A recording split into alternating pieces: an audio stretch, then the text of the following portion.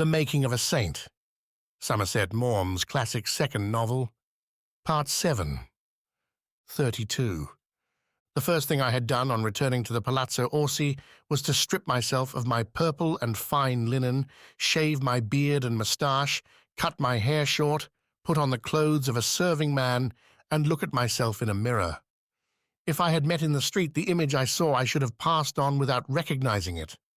Still, I was not dissatisfied with myself, and I smiled as I thought that it would not be too extraordinary if a lady's wench lost her heart to such a serving man. I went to the old Orso's apartments and found everything quiet. I lay down on a couch outside the doors and tried to sleep, but my thoughts troubled me. My mind was with the sad horsemen galloping through the night, and I wondered what the morrow had in store for them and me. I knew a price would be set upon my head, and I had to remain here in the midst of my enemies as the only protection of an old man of 85. In a little while, I heard the bells which told the town that the conspirators had fled, and at last I fell into a restless sleep. At 6, I was awakened by a hurry and bustle in the house. The servants told one another that Cecco had gone, and the Countess would come out of the fortress in a little while, and then God only knew what would happen. They cowered about, whispering, taking no notice of the new serving man who had appeared in the night. They said that the palace would be given over to the vengeance of the people, that the servants would suffer instead of the master. And soon one of them gave the signal. He said he would not stay, and since his wages had not been paid, he would take them with him. He filled his pockets with such valuables as he could find, and going down a back staircase, slid out of a little side door and was lost in the labyrinth of streets. The others were quick to follow his example, and the palace was subjected to a looting in miniature. The old steward stood by, wringing his hands, but they paid no attention to him, thinking only of their safety and their pockets. Before the sun had had time to clear away the early mists, they had all fled, and besides the old man, the house contained only the white-haired steward, a boy of 20, his nephew, and myself. And Cecco had been such a sweet and gentle master. We went into the old Orso. He was seated in a large armchair by the fireside, huddled up in a heavy dressing gown. He had sunk his head down in his collar to keep warm, so that one could only see the dead eyes, the nose, and the sunken, wrinkled cheeks. A velvet cap covered his hair and forehead. He was holding his long, shriveled hands to the fire, and the flames almost shone through them. They trembled incessantly. He looked up at the sound of our entrance. "Ah, Pietro," he said to the steward. Then, after a pause, "Where is Fabrizio?" Fabrizio was the servant in whose particular charge the Orso had been put, and the old man had become so fond of him that he would take food only from his hand, and insisted on having him near at every moment of the day. He had been among the first to fill his pockets and decamp. "Why does not Fabrizio come?" he asked querulously. "Tell him I want him. I will not be neglected in this way." Pietro did not know what to answer. He looked about him in embarrassment. "Why does not Fabrizio come? Now that Cecco is master here, they neglect me. It is scandalous. I shall talk to Cecco about it. Where is Fabrizio? Tell him to come immediately on pain of my displeasure." His voice was so thin and weak and trembling, it was like that of a little child ill with some fever. I saw that Pietro had nothing to say, and Orso was beginning to moan feebly. "Fabrizio has been sent away," I said, "and I have been put in his place." Pietro and his nephew looked at me. They noticed for the first time that my face was new, and they glanced at one another with upraised brows. "Fabrizio sent away? Who sent him away? I won't have him sent away." "Cecco sent him away." "Cecco had no right to send him away. I am master here. They treat me as if I were a child. It is shameful. Where is Fabrizio? I will not have it, I tell you. It is shameful. I shall speak to Cecco about it. Where is Cecco? None of us answered. Why don't you answer when I speak to you? Where is Cecco? He raised himself in his chair and bent forward to look at us. Then he fell back. Ah, I remember now, he murmured. Cecco has gone. He wanted me to go too, but I am too old, too old, too old. I told Cecco what it would be. I know the Forlivesi. I have known them for 80 years. They are more fickle and cowardly than any other people in this cesspool, which they call God's earth. I have been in exile 14 times. 14 times I have fled from the city, and 14 times I have returned.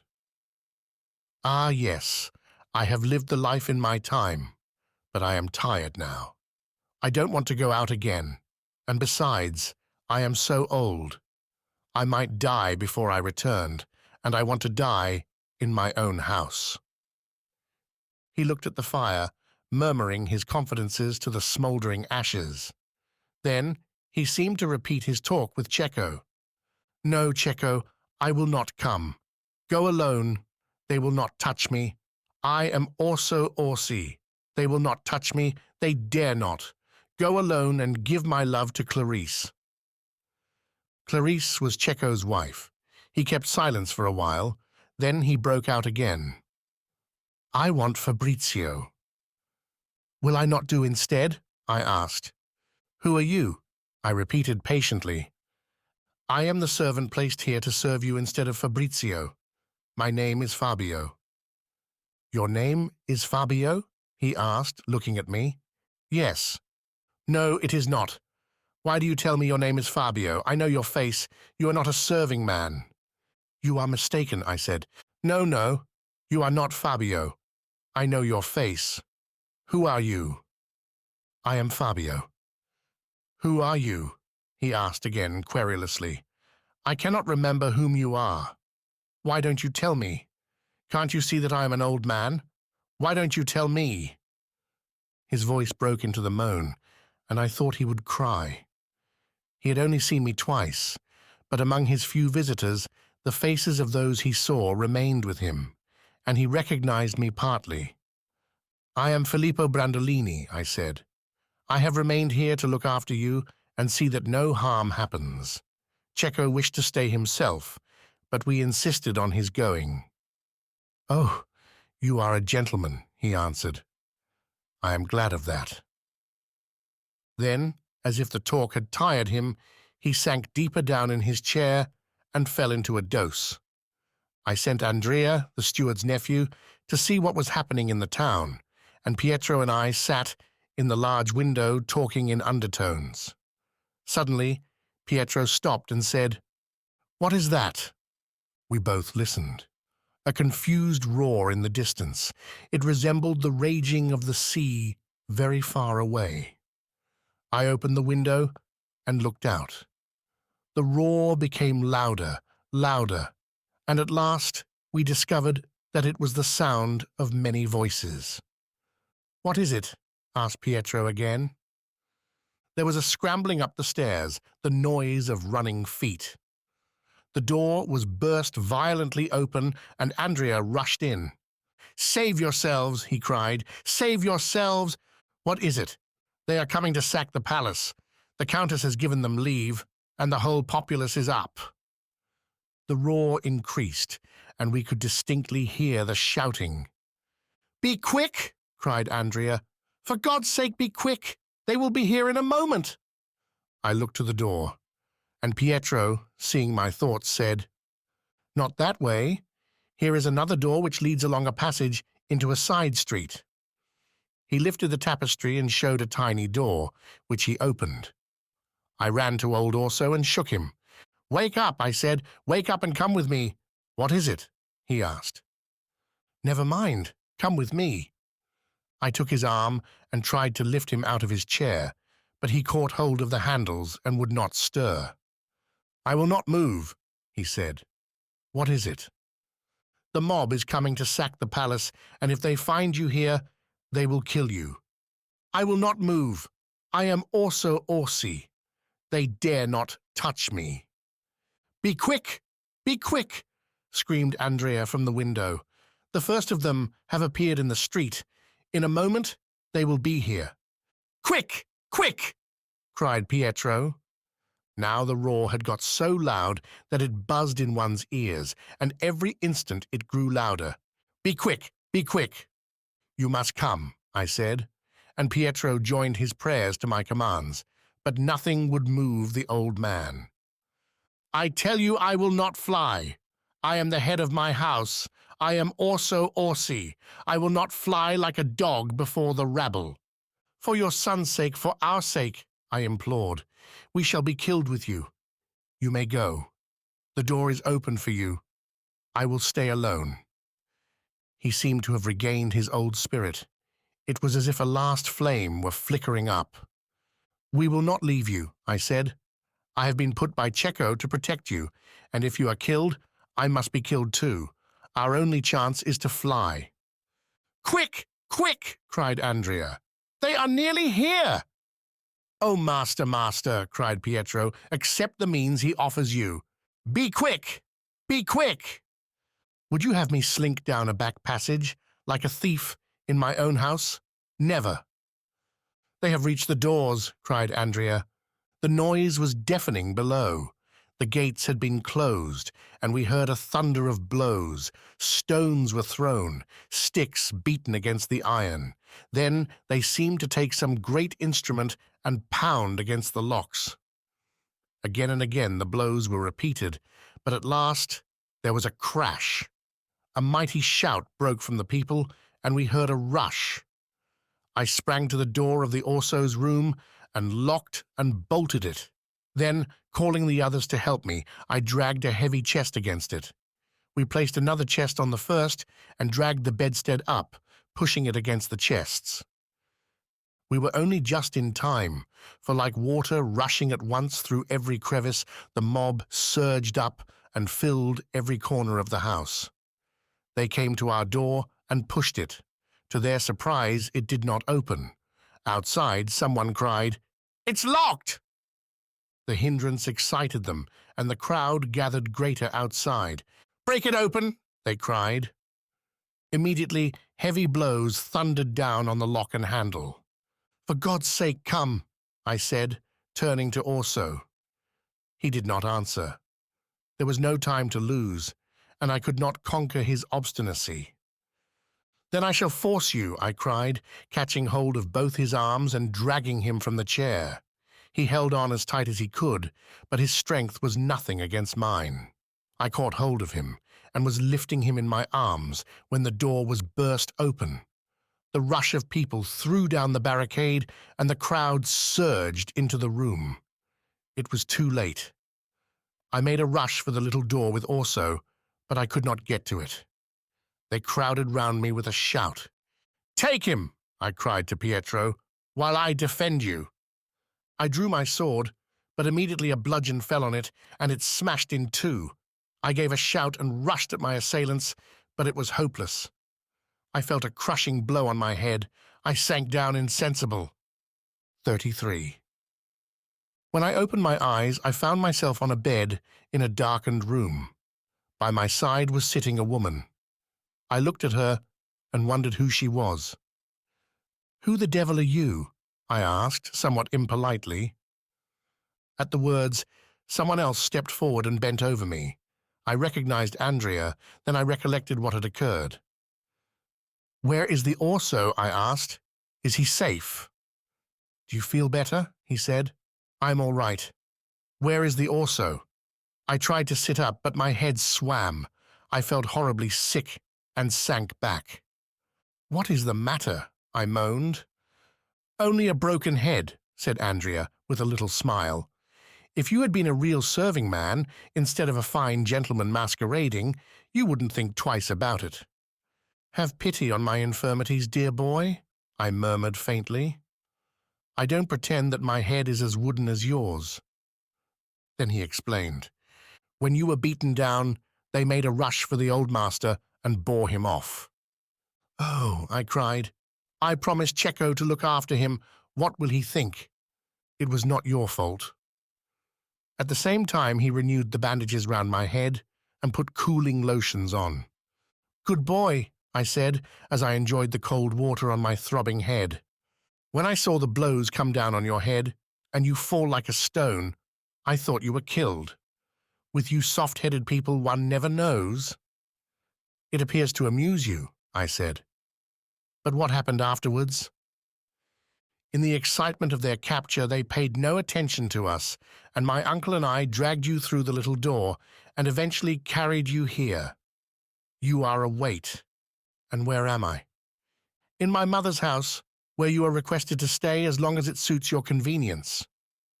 And also, my uncle went out to sea and reports that they have put him in prison. As yet, no harm has been done him. The palace has been sacked. Nothing but the bare walls remain. At that moment, Pietro came in panting. 2 of the conspirators have been taken. My God, not Cecco or Matteo. No, Pietro Albanese and Marco Scorsacana. How did the others escape? I don't know. All I heard was that the horse of Marco broke down and Pietro refused to leave him. At a village close to the frontier, Pietro was recognized and they were both arrested and sent here for the sake of the reward. My God. They were brought into the town on asses, with their hands tied behind their backs, and the mob yelled with derision and threw stones and refuse at them. And now they have been taken to the prison and, well, the execution is to take place tomorrow. I groaned. Pietro Albanese and Marco had been like Damon and Pythias. I shuddered as I thought of the fate in store for them. They had been conspicuous in their hatred of the Count, and it was they who had helped to throw the body into the piazza. I knew there would be no forgiveness in Caterina's heart, and all the night I wondered what vengeance she was meditating. 34. Next day I insisted on getting up. Andrea helped me to dress, and we went out together. No one would mistake you for a gentleman today, he laughed. My clothes were shabby enough in the first instance, and in the scuffle of the previous day they had received usage which did not improve them. Moreover, I had a 2 days' beard, and my head muffled up in bandages, so that I could well imagine that my appearance was not attractive, but I was too sore at heart to smile at his remark or make retort. I could not help thinking of the terrible scene which awaited us. We found the piazza crowded. Opposite the Riario Palace was erected a stage on which were seats, but these were empty. The sky was blue, the sun shone merrily on the people, and the air was soft and warm. Nature was full of peace and goodwill, but in men's hearts was lust of blood. A flourish of trumpets announced the approach of Caterina and her suite. Amid ringing cheers, she entered the square, accompanied by her half-brother, the Duke of Milan, and by the protonotary Savello. They took their seats on the platform, the Duke on her right, Savello on her left. She turned to the priest and talked most amiably to him. He smiled and bowed, but his agitation was shown by the twitching of his hands, fidgeting with the lappet of his cloak. A beating of drums was heard, followed by a sudden silence. A guard of soldiers entered the piazza, tramping steadily with heavy footsteps. Then, 2 steps behind them, a single figure, without a doublet, hatless, his shirt all torn, his hands tied behind his back. It was Marco Scorsacana. The foul mob broke out into a yell at the sight of him. He walked slowly, but with his head proudly erect, paying no heed to the hooting and hissing which rang in his ears. On each side walked a barefooted monk bearing a crucifix. He was followed by another troop of soldiers, and after them came another bare-headed figure, his hands also tied behind his back. But he kept his head bent over his chest and his eyes fixed on the ground, shrinking at the yells of derision. Poor Pietro. He too was accompanied by the solemn monks. The procession was finished by the drummers, beating their drums incessantly, maddeningly. They advanced to the platform, and there, the soldiers falling back, the prisoners were left standing before their judges. "Marco Scorsicana and Pietro Albanese," said the Countess in a clear, calm voice, "you have been found guilty of murder and treason, and as it was you who cast the body of my dear husband out of the palace window onto the hard stones of the piazza, so you are sentenced to be hanged from that same window, and your bodies cast down onto the hard stones of the piazza." A murmur of approval came from the populace. Pietro winced, but Marco turned to him and said something which I could not hear. But I saw the glance of deep affection and the answering smile of Pietro as he seemed to take courage. The Countess turned to Savello. "Do you not agree that the judgment is just?" "Most just," he whispered. "The protonotary says, 'Most just,'" she called aloud, so that all should hear. The man winced. Marco looked at him scornfully and said, "I would 10 times rather be in my place than in yours." The Countess smiled at the priest and said, "You see, I carry out the will of God in doing unto others as they themselves have done." She made a sign, and the 2 men were led to the palace and up the stairs. The window of the Hall of Nymphs was thrown open, and a beam thrust out, to which was attached a rope. Pietro appeared at the window with one end of the rope round his neck. "Goodbye, sweet friend," he said to Marco. "Goodbye, Pietrino," and Marco kissed him. Then 2 men hurled him from the sill, and he swung in mid-air. A horrible movement passed through his body, and it swayed from side to side. There was a pause. A man stretched out with a sword and cut the rope. From the people came a huge shout, and they caught the body as it fell and tore it to pieces. In a few minutes Marco appeared at the window, but he boldly sprang out into space, needing no help. In a little while he was a hanging corpse, and in a little while more the mob had fallen on him like wolves. I hid my face in my hands. It was awful. Oh God! Oh God! Then another beating of drums broke through the tumult. I looked up, wondering what was coming. A troop of soldiers entered the square, and after them an ass led by a fool with bells and bauble. On the ass was a miserable old man, Orso Orsi. "Oh," I groaned, "what are they going to do to him?" A shout of laughter burst from the mob, and the clown flourished his bauble and bowed acknowledgments from side to side. A halt was made before the stage, and Caterina spoke again. "Orso Orsi, you have been sentenced to see your palace destroyed before your eyes, stone by stone." The people shouted, and a rush was made for the Orsi palace. The old man said nothing and showed no sign of hearing or feeling. I hoped that all sensation had left him. The procession moved on until it came to the old house, which stood already like a wreck, for the pillagers had left nothing which could be moved. Then the work began, and stone by stone the mighty building was torn to pieces.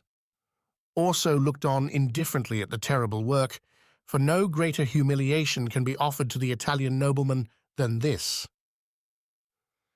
The Orso Palace had stood 300 years, and the most famous architects, craftsmen, and artists had worked on it. And now it was gone. The old man was brought back into the piazza, and once more the cruel woman spoke. "You have received punishment for yourself, Orso, and now you are to receive punishment for your son. Make room." And the soldiers, repeating her words, cried, "Make room!" The people were pushed and hustled back till they were crammed against the house walls, leaving in the center an enormous empty space.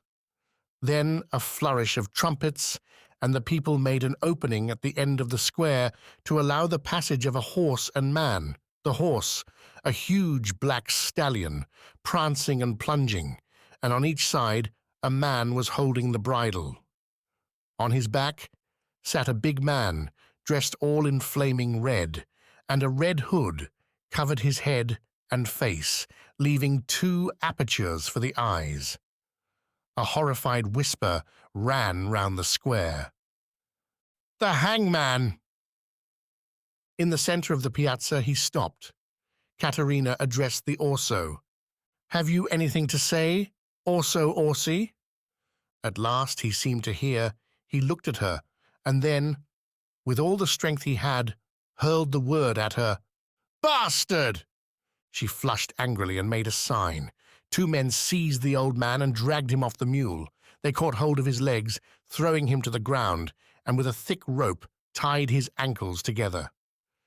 At this I understood. I was seized with sudden horror, and I cried out. Obeying a sudden impulse, I started forward. I don't know what I was going to do. I felt I must protect him or die with him. I started forward, but Andrea threw his arms round me and held me back. "Let me go," I said, struggling. "Don't be a fool," he whispered. "What can you do against all these?" It was no use. I gave way. Oh, God, that I should stand by and see this awful thing and be utterly powerless. I wondered the people could suffer this last atrocity. I thought they must scream and rush to save the wretched man. But they watched. They watched eagerly. By his feet, they dragged him to the horse, and the end of the rope round his ankles they tied to the horse's tail and about the rider's waist. "Ready?" cried the hangman. "Yes," answered the soldiers. They all sprang back. The hangman dug the spurs into his horse. The people gave a huge shout, and the fiery beast went careering round the square at full tilt. The awful burden dragging behind terrified him, and with head strained forward and starting eyes, he galloped madly. The mob urged him on with cries, and his rider dug the spurs in deeply. The pavement was scattered with blood. God knows how long the wretched man lived. I hope he died at once. At last the brute's furious career was stopped, the ropes were cut, the corpse fell back, and the people again making passage, horse and rider, disappeared. In the middle of the piazza, in a pool of blood, lay a shapeless mass. It was ordered that it should be left there till nightfall as an example to evildoers. Andrea wanted to come away, but I insisted on staying to see what happened more. But it was the end, for Caterina turned to Savello and said, "I do not forget that all power comes from God, Monsignor, and I wish solemnly to render thanks to the Divine Majesty, who has saved me, my children, and the state. Therefore, I shall order a grand procession which shall march round the town, and afterwards hear Mass at the cathedral." "It shows, madam," replied Savello, "that you are a pious and truly Christian woman." 35.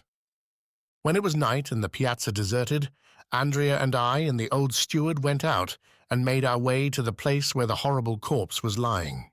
We wrapped it in a long black cloth and took it up silently, bearing it to the church where for generations the Orsi had been buried. A dark-robed monk met us in the nave and led the way to a door, which he opened. Then, as if frightened, left us. We found ourselves in the cloisters. We laid the body down under an arch and advanced into the centre, where was a plot of green scattered over with little crosses. We took spades and began to dig. A thin rain drizzled down, and the ground was stiff and clayey. It was hard work, and I sweated. I took off my coat and allowed the rain to fall on me unprotected. I was soon wet to the skin. Silently, Andrea and I turned up the soil, while Pietro, beneath the cloisters, watched by the body and prayed. We were knee-deep now, and still we threw up heavy spadefuls of clay. At last I said, "It is enough." We climbed out and went to the body. We took it up and bore it to the grave, and reverently we laid it in. Pietro placed a crucifix on the old master's breast, and then we began to pile in the earth. And so, without priests, without mourning, in the dead of night, and by the drizzling rain, was buried Orso Orsi, the great head of the family. In his time, he had been excellent in war and in all the arts of peace. He had been noted for his skill in commerce. In politics, he had been the first of his city, and besides, he had been a great and generous patron of the arts. But he lived too long and died thus miserably. Next day, I set about thinking what I should do. I could be of no more use to anyone in Forley. Indeed, I had never been of use, for I had only stood by and watched, while those I loved and honoured were being put to cruel deaths, and now I must see that my presence did not harm my kind hosts. Katerina had thrown into prison some 50 of those who had taken part in the rebellion, notwithstanding her solemn promise of amnesty. And I knew well enough that if I were discovered, Pietro and Andrea would suffer as severe a punishment as myself. They gave no sign that my presence was a menace to them, but in the woman's eyes, Andrea's mother, I saw an anxious look, and at any unexpected sound she would start and look fearfully at me. I made up my mind to go immediately. When I told Andrea, he insisted on coming with me, and although I painted the danger in lively colours, he would not be dissuaded. The next day was market day, and we resolved to slip out in a cart as soon as the gates were opened. We would be taken for tradesmen, and no one would pay attention to us. I was anxious to see what was happening in the town and what people were talking of, but I thought it prudent not to venture out, for my disguise might be seen through, and if I were discovered, I knew well what to expect. So I sat at home, twiddling my thumbs and chattering with Andrea. At last, getting tired of doing nothing, and seeing the good woman about to scrub out her courtyard, I volunteered to do it for her.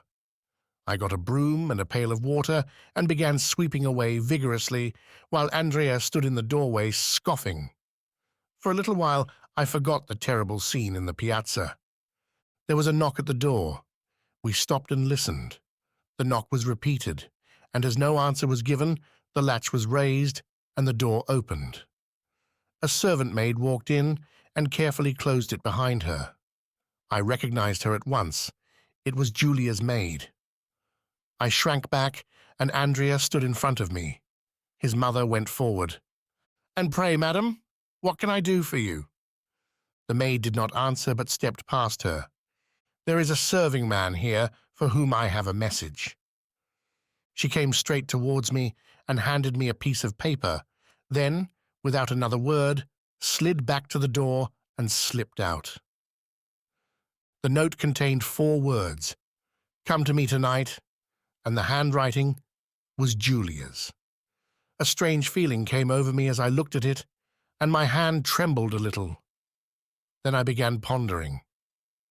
Why did she want me? I could not think, and it occurred to me that perhaps she wished to give me up to the Countess. I knew she hated me, but I could not think her as vile as that. After all, she was her father's daughter, and Bartolomeo was a gentleman. Andrea looked at me questioningly. "It is an invitation from my greatest enemy to put myself in her hands." "But you will not?" "Yes," I said, "I will." "Why?" "Because it is a woman." "But do you think she would betray you?" "She might." "And you are going to take the risk?" "I think I should be glad to prove her so utterly worthless." Andrea looked at me open-mouthed. He could not understand. An idea struck him. "Are you in love with her?" "No, I was. And now? Now I do not even hate her." 36. The night came, and when everyone had gone to bed and the town was quiet, I said to Andrea, "Wait for me here, and if I do not come back in 2 hours, you will know." He interrupted me. "I am coming with you." "Nonsense," I said. "I don't know what danger there may be, and there is no object in your exposing yourself to it." "Where you go, I will go too." I argued with him, but he was an obstinate youth. We walked along the dark streets, running like thieves round corners, when we heard the heavy footsteps of the watch. The Palazzo Asti was all dark. We waited outside a little while, but no one came, and I dared not knock. Then I remembered the side door. I still had the key, and I took it from my pocket. "Wait outside," I said to Andrea. "No, I am coming with you. Perhaps there is an ambush. Two are more likely to escape than one."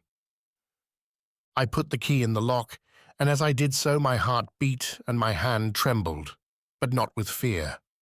The key turned, and I pushed the door open. We entered and walked up the stairs. Sensations which I had forgotten crowded upon me, and my heart turned sick. We came to an anteroom dimly lit. I signed Andrea to wait, and myself passed into the room I knew too well. It was that in which I had last seen Julia, the Julia I had loved, and nothing was altered in it. The same couch stood in the center, and on it lay Julia, sleeping. She started up. "Filippo, at your service, madam. Lucia recognized you in the street yesterday, and she followed you to the house in which you are staying." "Yes." "My father sent me a message that you were still here, and if I wanted help, would give it me.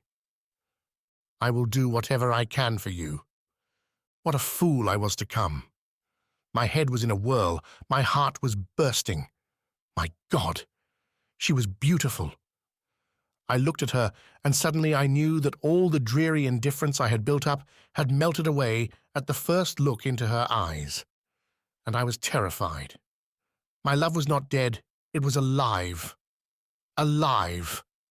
Oh, how I adored that woman. I burned to take her in my arms and cover her soft mouth with kisses. Oh, why had I come? I was mad. I cursed my weakness. And when I saw her standing there, cold and indifferent as ever, I felt so furious a rage within me that I could have killed her. And I felt sick with love. "Messer Filippo," she said, "will you help me now? I have been warned by one of the Countess's women that the guard have orders to arrest me tomorrow. And I know what the daughter of Bartolomeo Moratini may expect. I must fly tonight, at once." "I will help you," I answered. "What shall I do?" "I can disguise you as a common woman. The mother of my friend Andrea will lend you clothes, and Andrea and I will accompany you. Or if you prefer, after we have safely passed the gates, he shall accompany you alone wherever you wish to go." "Why will you not come?"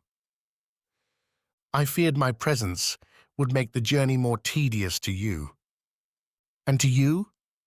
"To me it would be a matter of complete indifference." She looked at me a moment. Then she cried, "No, I will not come." "Why not?" "Because you hate me."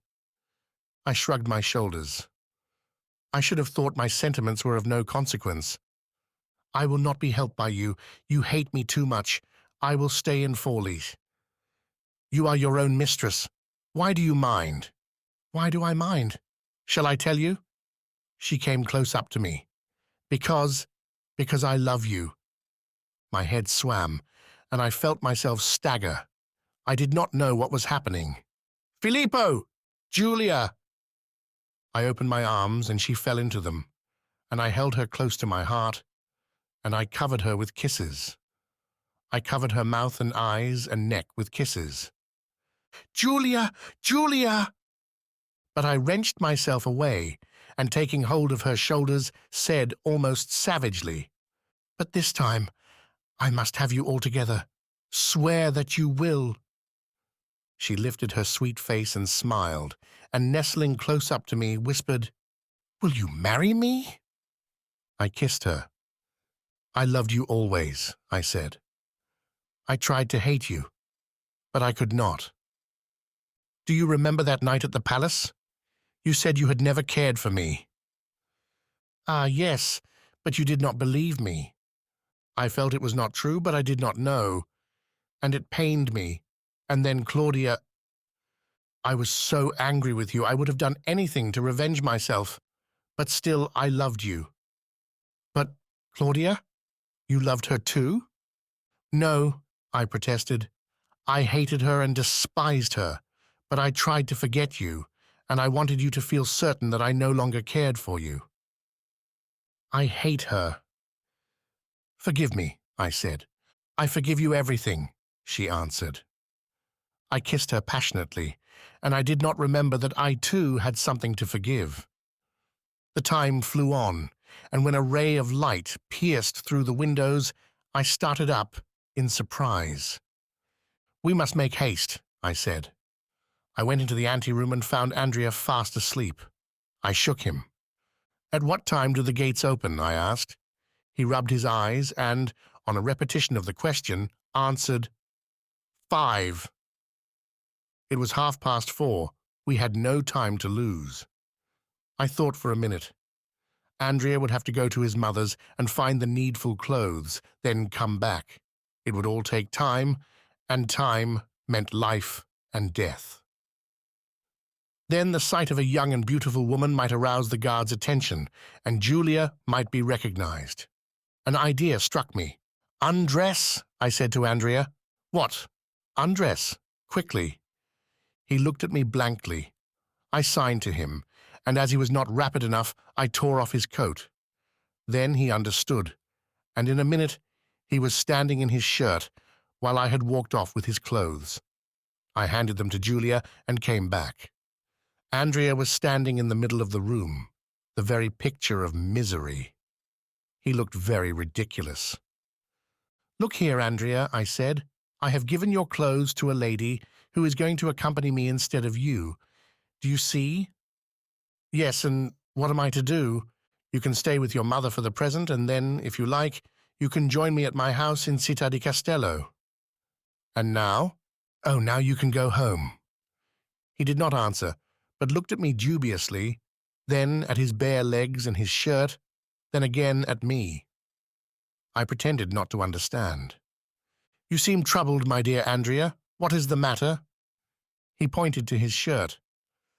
"Well," I said, "it is usual to go about in clothes." "A broad-minded youth like you should be free from such prejudice," I answered gravely. "On such a morning you will find life much pleasanter without hose and doublet." "Common decency."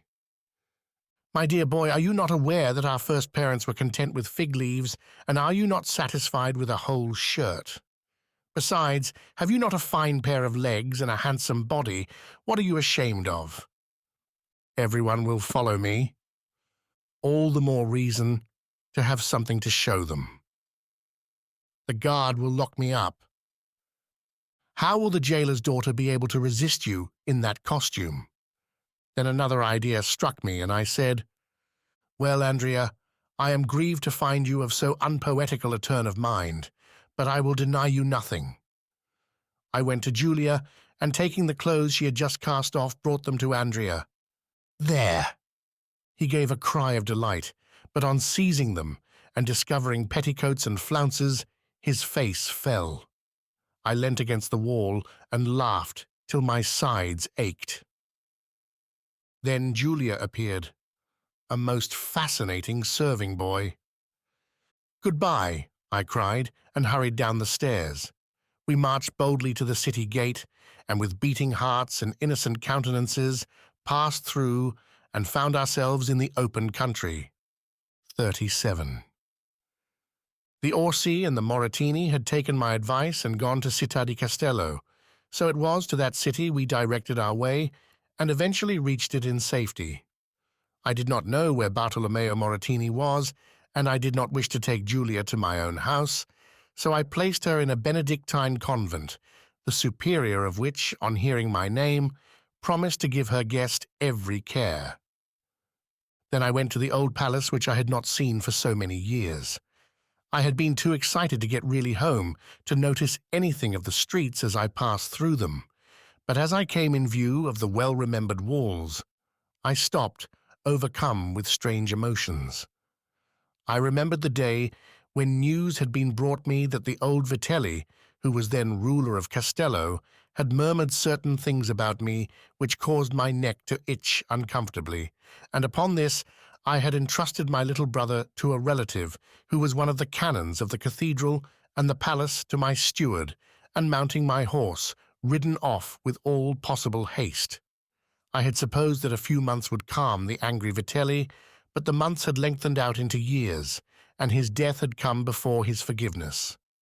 But now I really was back, and I did not mean to go away. My travels had taught me caution, and my intrigues at Forley given me enough excitement for some time. Besides, I was going to marry and rear a family. For, as if fortune could not give scantily, I had gained a love as well as a home, and everything I wished was granted. My meditations were interrupted. Corpo di Bacco! It was Matteo, and in a moment I was in his arms. I was just asking myself what that fool was staring at this house for, and thinking of telling him it was impolite to stare when I recognized the house's owner. I laughed and shook his hand again. Well, Filippo, I am sure we shall be very pleased to offer you hospitality. You are most kind. We have annexed the whole place, but I dare say you will be able to find room somewhere. But come in. Thanks, I said, if you do not mind. I found Cecco, Bartolomeo, and his 2 sons sitting together. They jumped up when they saw me. What news? What news? They asked. Then suddenly I remembered the terrible story I had to tell, for in my own happiness I had forgotten everything that went before. I suddenly became grave. Bad news, I said. Bad news. Oh, God! I have been foreboding it. Every night I have dreamed awful things. Cecco, I answered, I have done all I could, but alas, it has been of no avail. You left me as a protector, and I have been able to protect no one. Go on. Then I began my story. I told them how the council had opened the gates, surrendering unconditionally, and how the countess had sallied forth in triumph. That was nothing, if there had been no worse news for them than that. But Cecco clenched his hands as I related the sacking of his palace. And I told him how old Orso had refused to fly and had been seized, while I had lain senseless on the floor. You did your best, Filippo, said Cecco. You could do nothing more. But afterwards? I told them how Marco Scorsicana and Pietro had been taken prisoners and led into the town like thieves caught in the act, how the crowd had gathered together, and how they had been brought to the square and hanged from the palace window, and their bodies torn to pieces by the people. Oh, God, uttered Cecco, and all this is my fault. I told them that the old Orso was brought forward and taken to his palace, and before his eyes it was torn down, stone after stone, till only a heap of ruins marked the site. Cecco gave a sob. My palace! My home! And then, as if the blow was too great, he bent his head and burst into tears. Do not weep yet, Cecco, I said. You will have cause for tears presently. He looked up. What more? Your father. Filippo! He started up, and stepping back, stood against the wall, his arms against it, outstretched, with white and haggard face and staring eyes, like a hunted beast at bay. I told him how they had taken his father and bound him and thrown him down and tied him to the savage beast, and how he had been dragged along till his blood spattered on the pavement and his soul left him. Cecco uttered a most awful groan, and looking up to heaven, as if to call it in witness, cried, "Oh, God!" Then, sinking into a chair, he buried his face in his hands, and in his agony swayed from side to side. Matteo went up to him and put his hand on his shoulder, trying to comfort him, but he motioned him aside. Let me be. He rose from his seat, and we saw that his eyes were tearless, for his grief was too great for weeping. Then, with his hands before him like a blind man, he staggered to the door and left us. Scipione, the weak man, was crying.